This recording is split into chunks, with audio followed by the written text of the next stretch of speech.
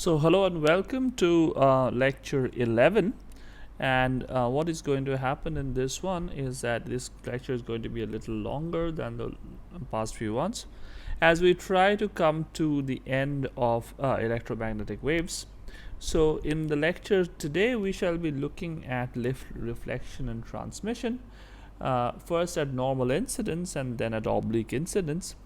And what is going to happen is that you would find you would reconstruct laws of geometric optics that you had learned about in school now from electromagnetic from electromagnetism. Okay, so we start off with reflection and transmission at normal incidence. So we have a picture for you here. So what is happening is that there is an interface along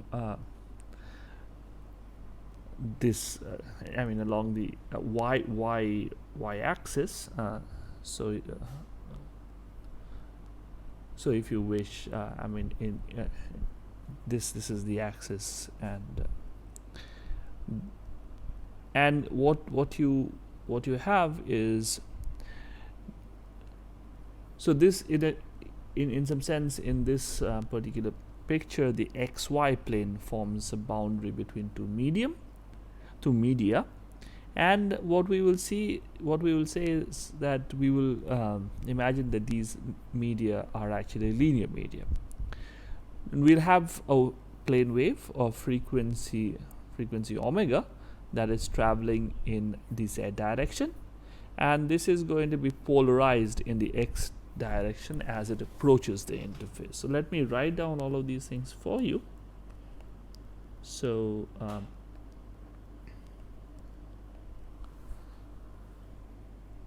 xy plane is interface between two linear media,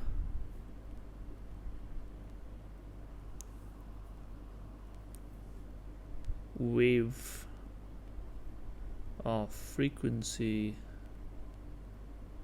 omega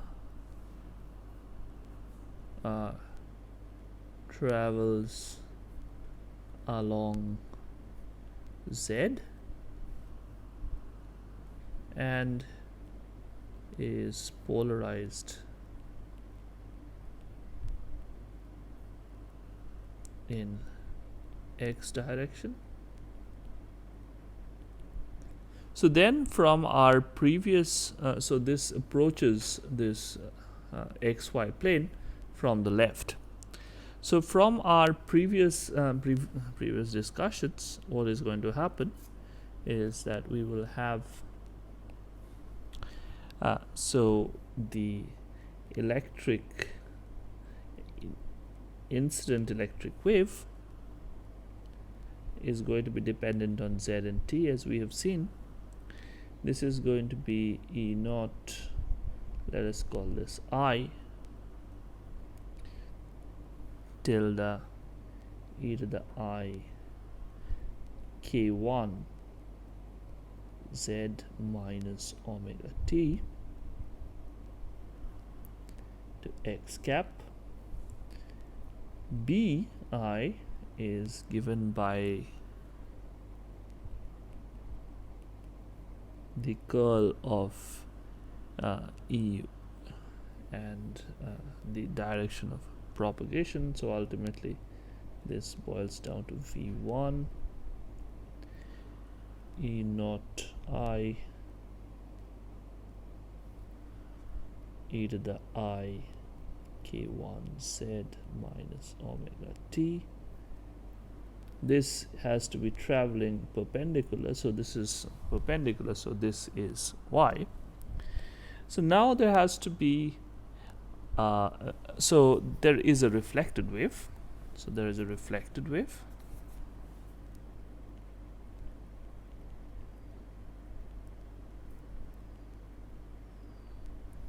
So this has ER tilde z and t is going to be E naught r tilde e to the I.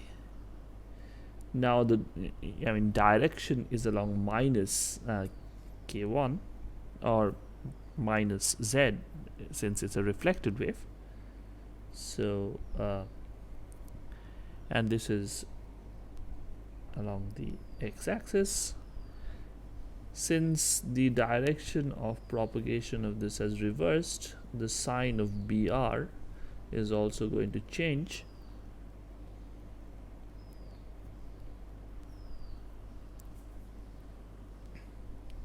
The minus 1 over V1 E naught R e to the I minus K1Z minus omega t. This is in the y direction. So this is the reflected wave. So let me just remind you of the sign of the BR. So remember that when you had, for example, when you had, so B tilde, let me just put a vector as well, so all of these are vectors, okay? So these are all vectors. Let me try and make sure that I've put vectors here. I have not. Give me a second, please. Yeah, so these are all vectors. And I also put some tildes here, going by the convention of what we are doing.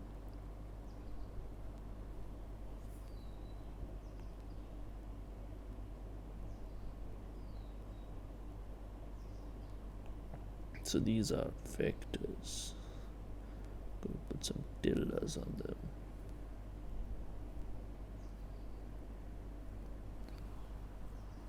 Okay, so what I was saying is that I wanted to just stress on why the sign has changed, and for that I just need you to remember that B of R and T, some B vector in this case, is going to be given by 1 over, so this is something that we had seen, K cross E. This was in vacuum.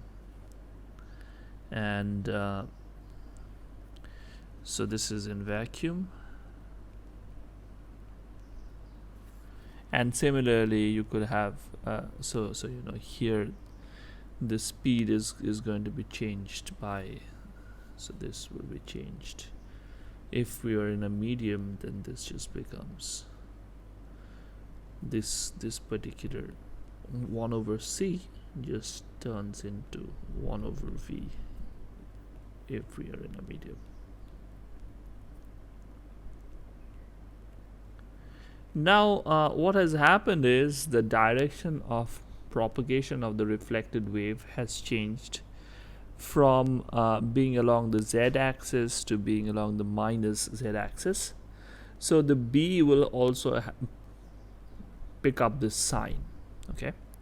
Hence you get a minus in front of BR. All right, very good. So I will erase this for the moment.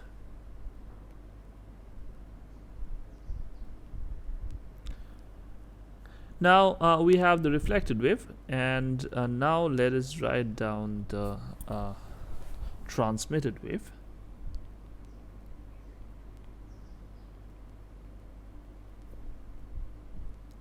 So the transmitted wave ET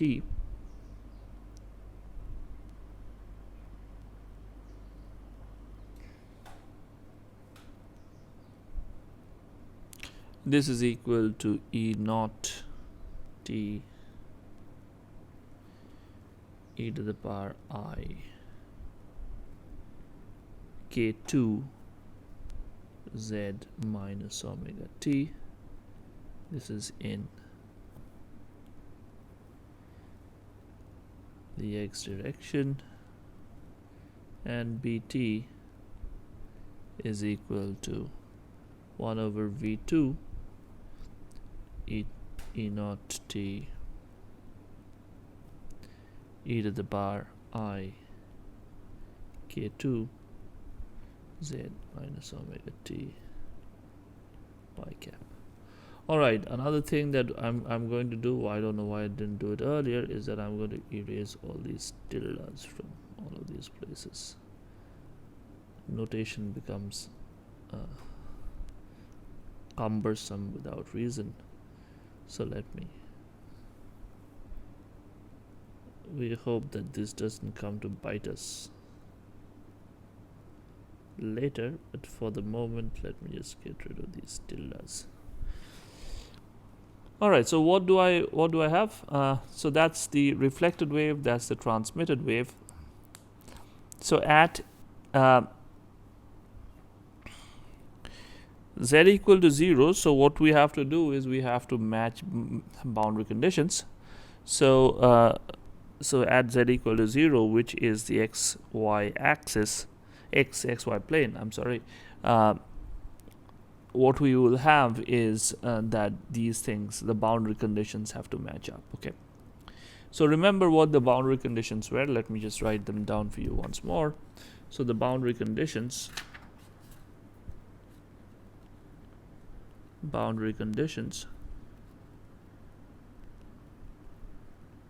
were the following, where E1 perpendicular equals to E2 perpendicular. Second one was E2 parallel, is E1 parallel.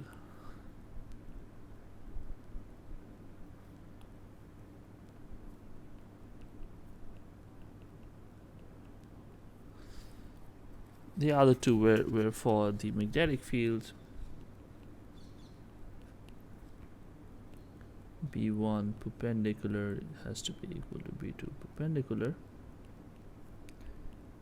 And lastly, 1 over mu1 B1 parallel has to be equal to 1 over mu2 B2 parallel. So this gives us what? So now you know what is going to happen is that since there are no components perpendicular to the surface, so 1 and 2 are trivial. Okay, so 1 and 3 are trivial. So no components perpendicular to surface, hence 1 and 3 are trivial. The other two give us the following. The other two give us E naught I plus E naught R is equal to E naught T, and 1 over mu1 into E naught I by V1 minus E naught R by V1 is equal to 1 over mu2 E naught T by V2. So this is just what we have got by matching boundary conditions. So that's all rather straightforward. So we can also write down this in terms of the following. So so the second equation can be written as E naught I minus E. Sorry, let's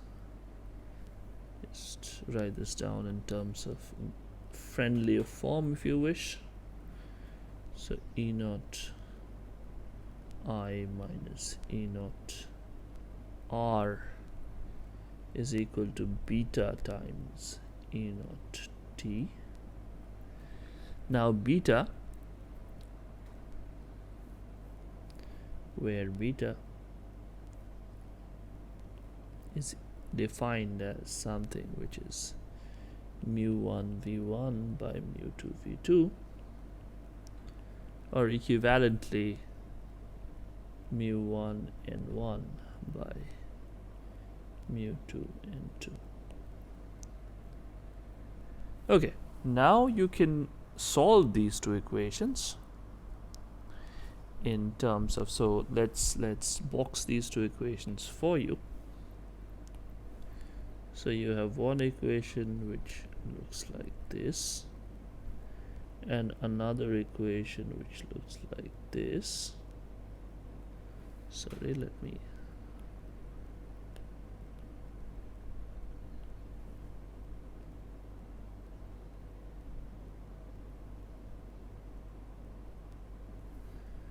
something weird is happening.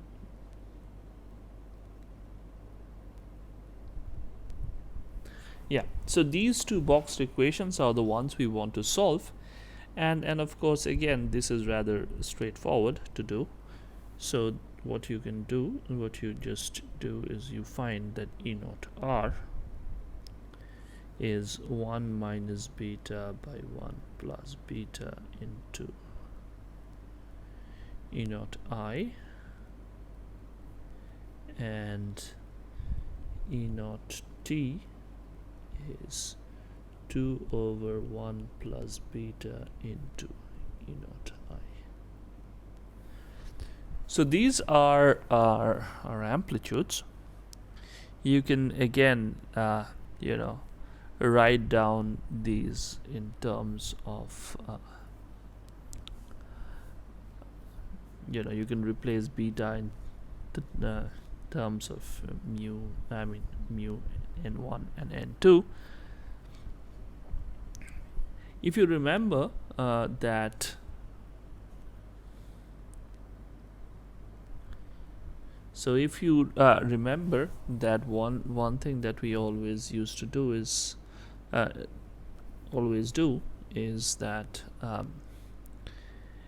mu1 is sort of close to mu2, which is equal to say mu.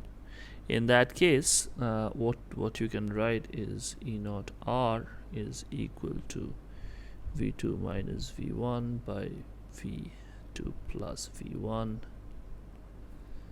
E naught I, and E naught T is equal to twice v2 by v2 plus v1 to E naught I. So again, these can also be written in terms of the refractive indices and what not. So one other thing is to keep in mind is the question of how much of the incident energy is reflected and how much of it is transmitted. So how much, so not who, sorry, how much of incident energy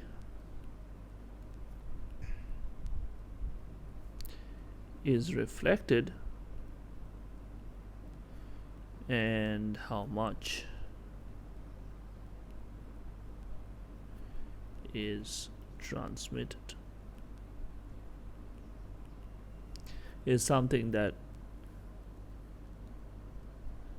so this is what we want to find out now.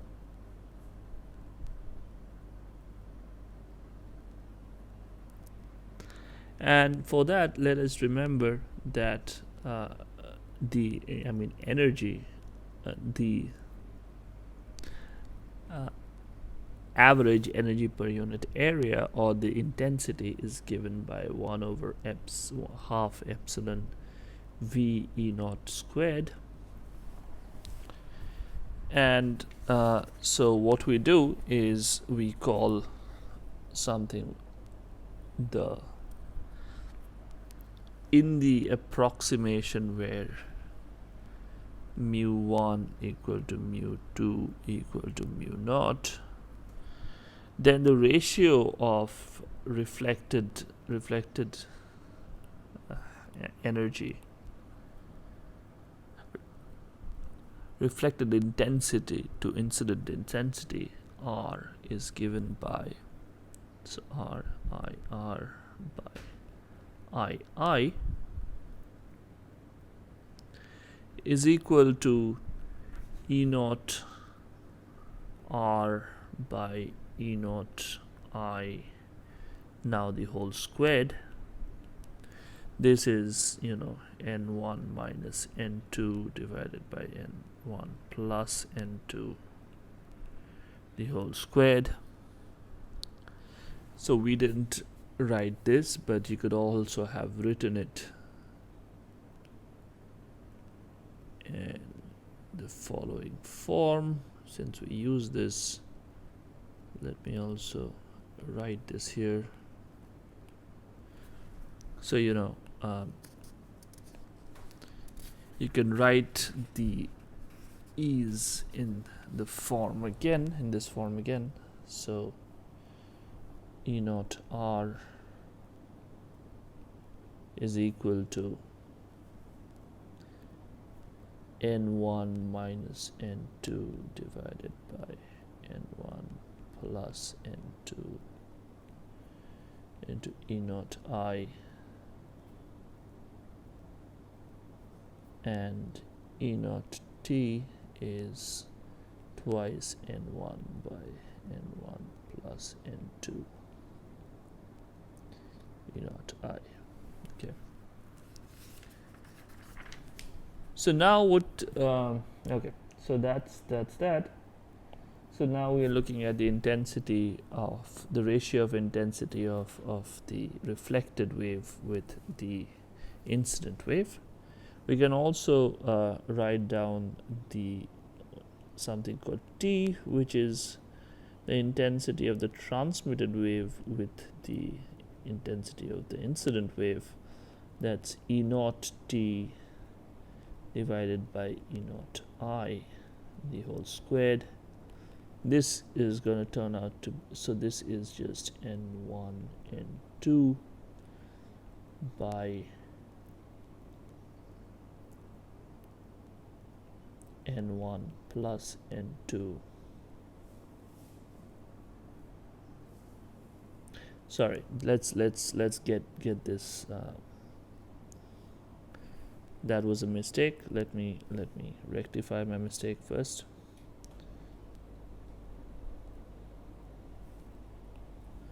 So this is what this is. So epsilon 2 v2 E naught R squared by epsilon 1 v1 E naught I squared, which is what?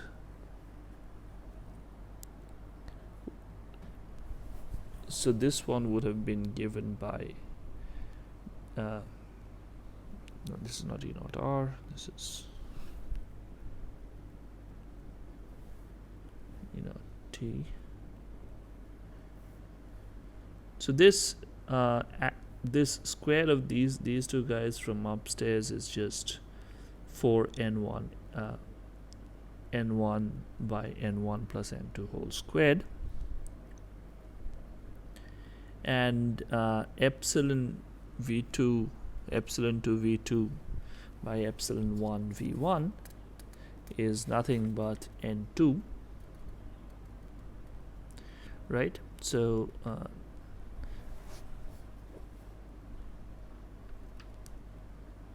so that is that.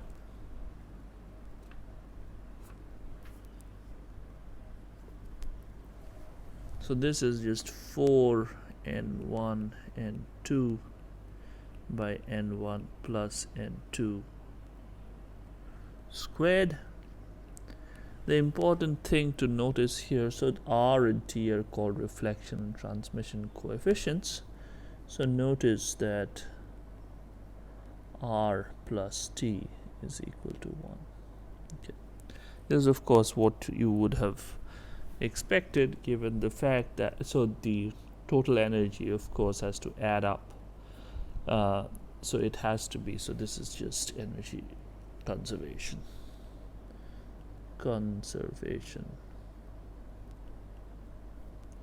of energy. Very good. Now that's the little bit that we wanted to say about plane incidence. Now let us move to oblique incidence. And now what do we have? We have the incoming wave meets the boundary at an angle, and that is θ1. So of course what we had in the last case was a special case where θ1 was equal to 0.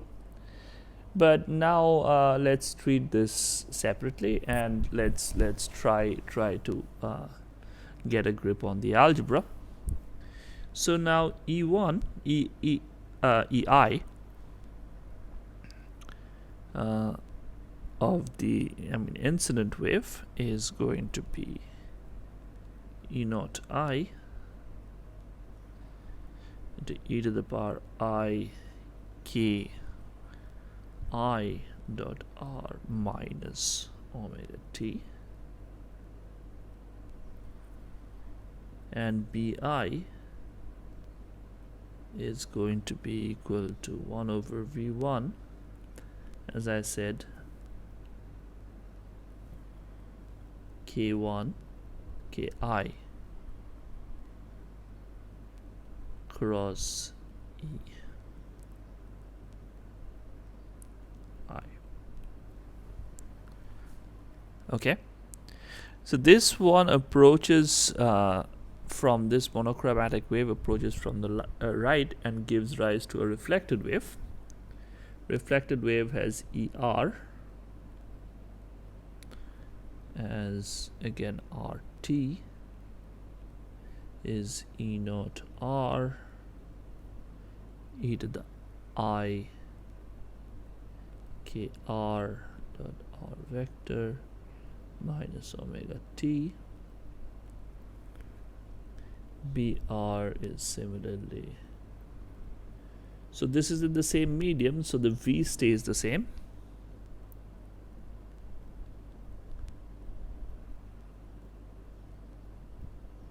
Okay. Now when you're looking at the incident, when you're looking at the transmitted wave, even that is going to change, so let's keep that in mind.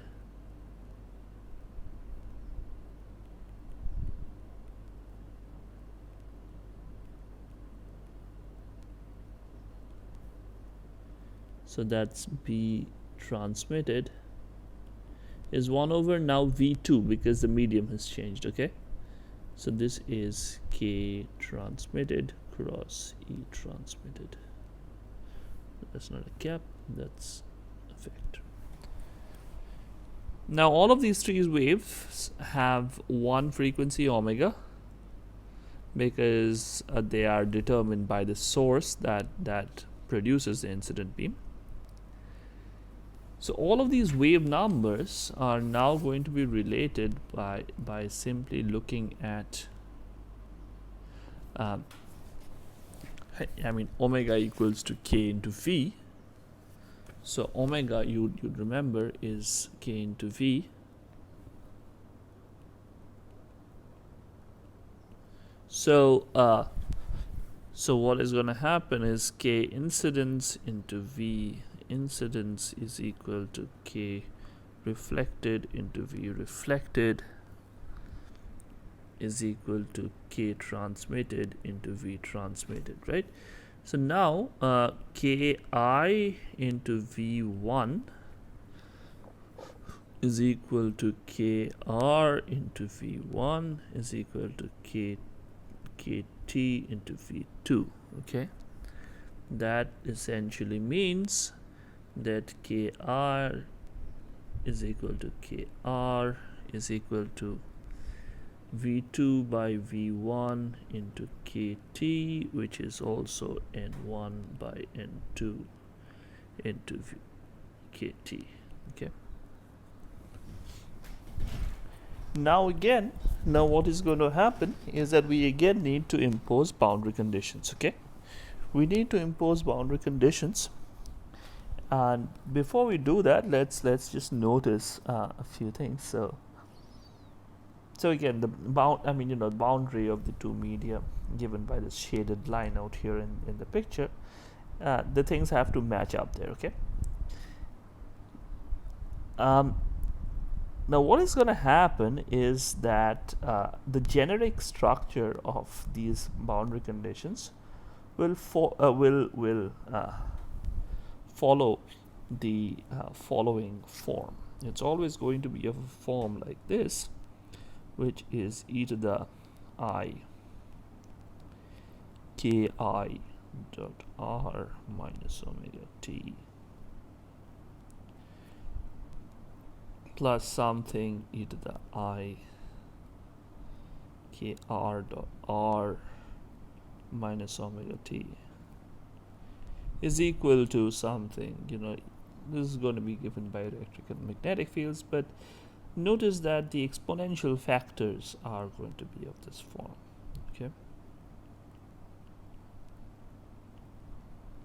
so this is going to be at z equal to 0.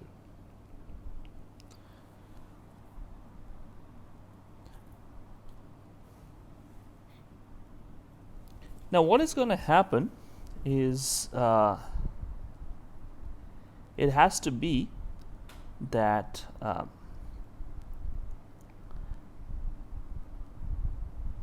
if you are at z equal to 0,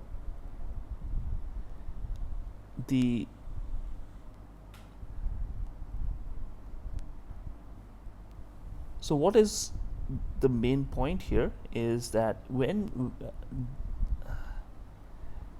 the x, y, and t dependence is confined to the exponents. Okay, because the boundary conditions must hold for all points on the plane and for all times, these exponential factors when z equal to 0, they have to be equal.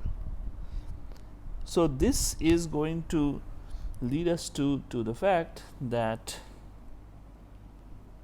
ki dot r is equal to kr dot r is equal to kt dot r at z equal to 0.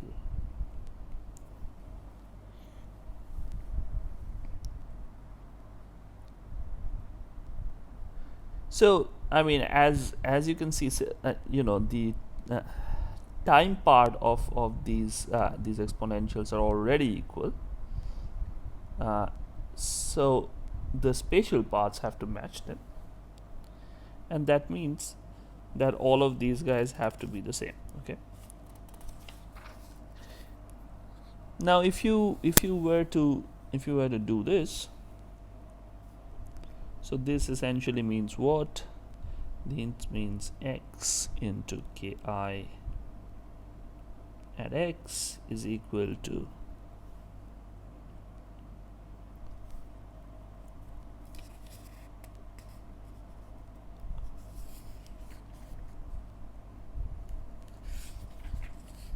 plus y into ki y is equal to x kr x plus y kr y is equal to x kt x plus y kt y. This must hold for all x and y, right? If it holds for all x and y, the components have to be separately equal. Because for example, if it holds at all x and y, it also holds at x equal to 0. If x equal to 0, then we will get k I y is equal to k r y is equal to k t y. Similarly, at y equal to 0, we will get k I x equal to k r x equal to k t x. So all of this has to be equal. So all of these things have to be equal. So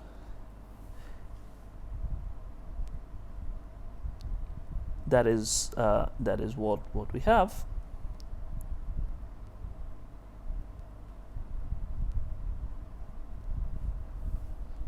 So let me write this down for you. So at x equal to 0, this means k I y equal to k r y equal to k z, sorry, k r k t y. At y equal to 0, this will mean k I x equal to k r x equal to k t x.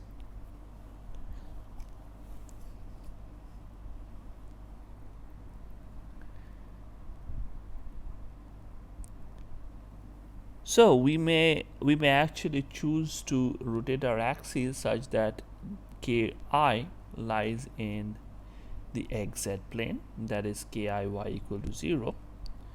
So that would mean that kt and kx also lie in the yz plane, xz plane, I'm sorry. So this leads us to the, so let me again write this down for you. Can orient axes such that ki lies in the xz plane. This necessarily means, so that is essentially ki of y equal to 0. So this means that the plane wave, so the kr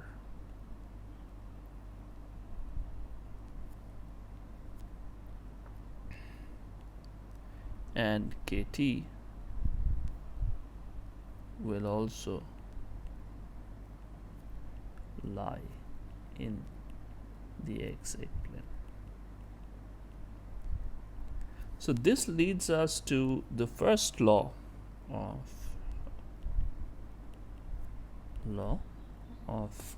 geometric optics, which is that the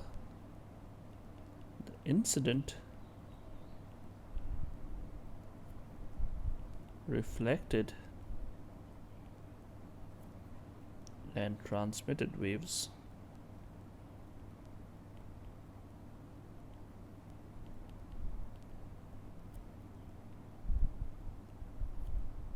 all lie on the same plane.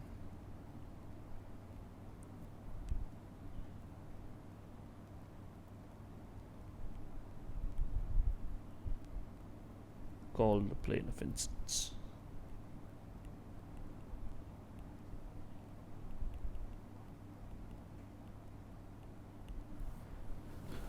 Okay. Now notice that this equation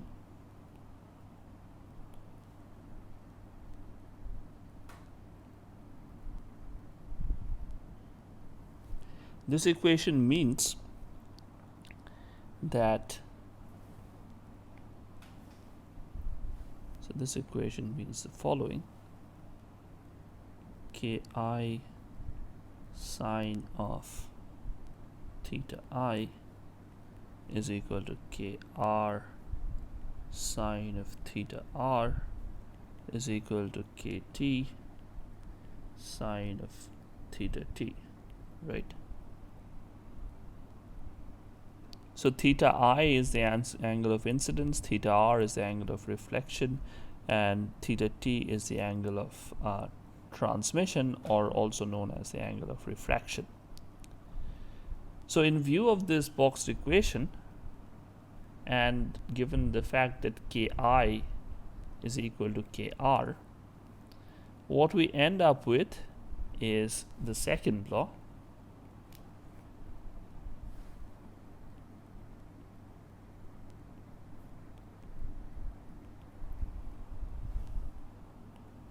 so the second law is the angle of incidence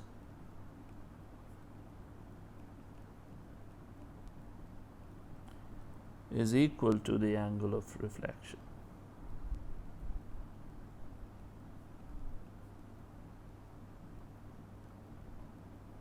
Which is theta I is equal to theta r.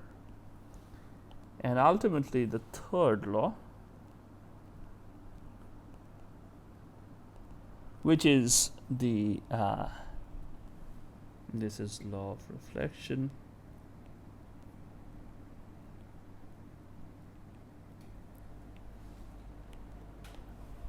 and ultimately the third law, that is sine of theta t by sine of theta I is equal to n1 by n2. This is the angle of refraction, sorry, not angle, this is the law of reflection,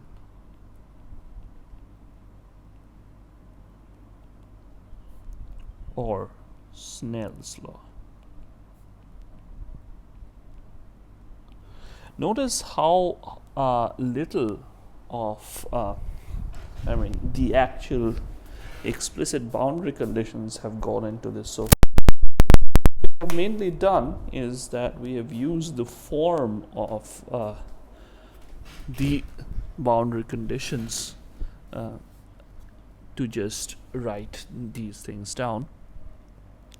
So not much of electrodynamics has been invoked into this, and so this is to be expected for any other wave.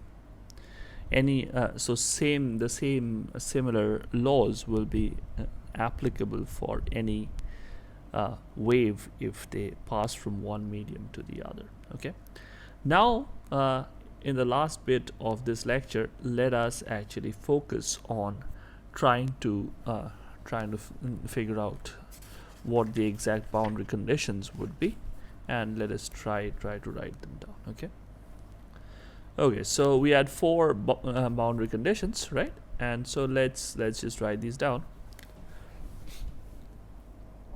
So boundary conditions.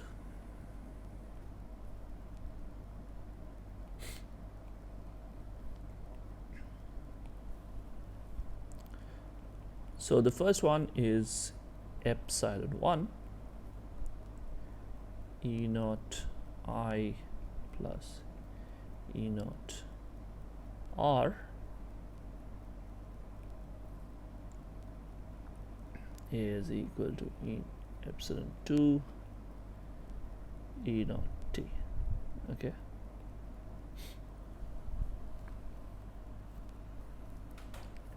Okay, so that's one. So that's the that's a z component of the electric field. So E naught I plus E naught R, the xy, the xy components also have to be equal to E naught T, the xy components. And for the magnetic field, B naught I plus B naught R, the z component has to be equal to B naught T z component. And lastly, 1 over mu 1 times B naught I plus B naught R, xy components have to be equal to 1 over mu 2 times B naught T the xy component. If we assume that the polarization of the plane wave is parallel to the plane of incidence, it follows that the reflected and transmitted wave are also polarized in this plane. Okay, this will be left as an exercise for you. In that case, the first equation, so the assumption is the following assumption: assume polarization of incident wave parallel to plane of incidence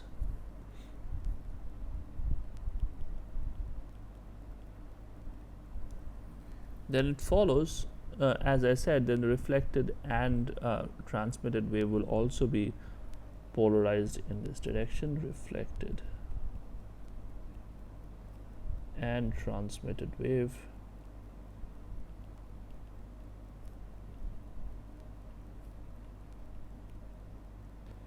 polarized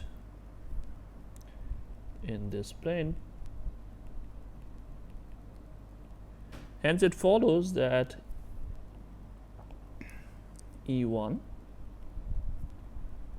of minus E naught I sine theta 1 plus E naught R sine theta R is equal to E2 E naught T sine theta T. There's a sine here as well. So that's the equation 1. So equation 1 leads to this. Equation 2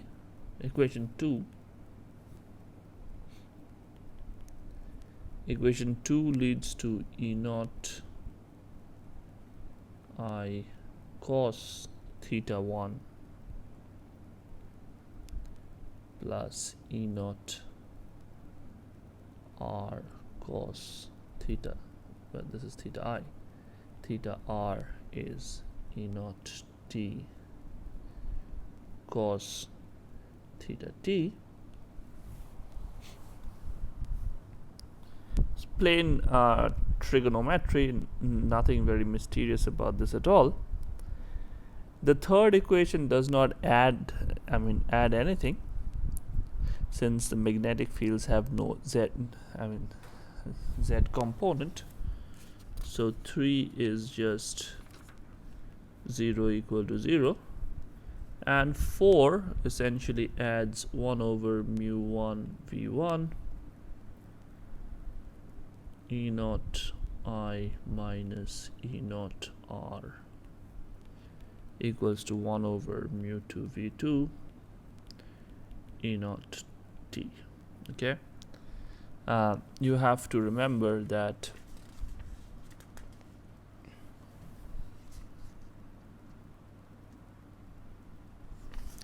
you need to remember that B naught is 1 over V K cross E naught. So this leads to this equation. All right, so if you are given the laws of reflection and refraction, what is going to happen is that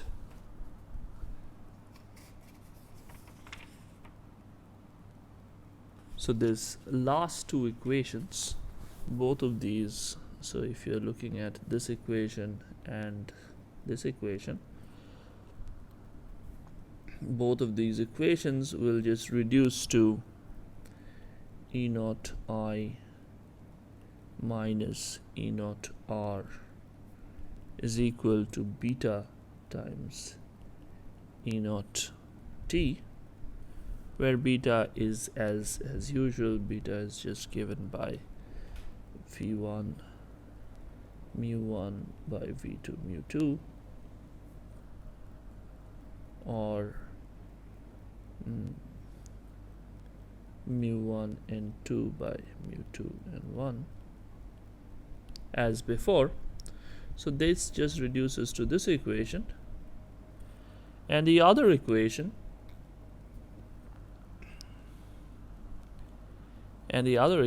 reduces to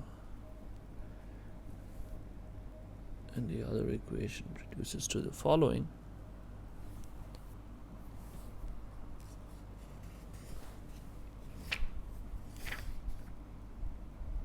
Sorry, this is not this and this. My apologies. This and this.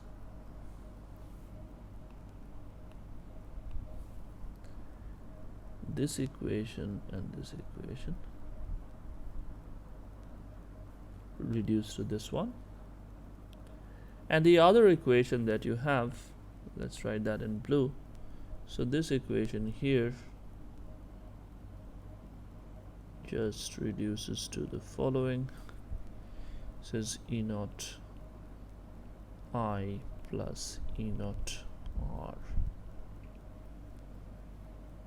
is equal to alpha E naught t, where alpha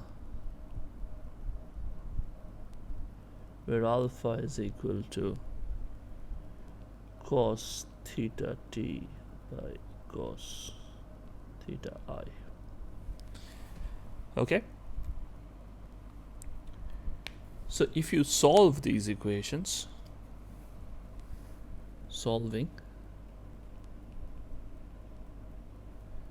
we get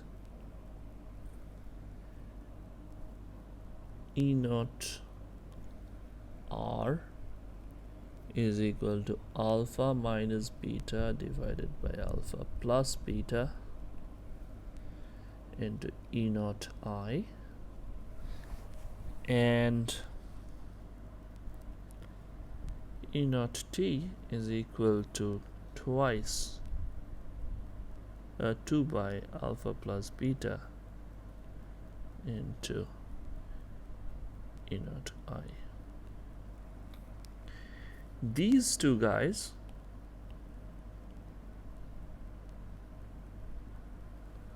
are known as Fresnel's equations.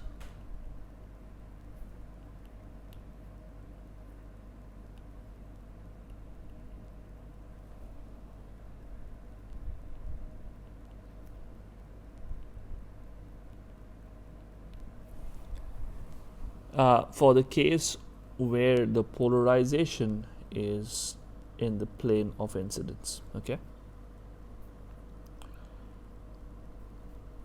so that was that, and you should also notice that the amplitudes of the transmitted wave and reflected wave depended on the angle of incidence, because alpha is a function of theta I. So yeah, so you could go back to the case where you had normal incidence where theta was equal to 0, and we get back what we had when we were looking at our simplified case of normal incidence, and so that makes life simple. So let's just quickly see that. So alpha is what? Alpha is 1 was what? Alpha was given by cos of theta t by cos of theta I, which is given by 1 minus sine squared theta t square root of that by cos theta I. So, and this, when we invoke the law of refraction, is n1 by n2. sine theta I squared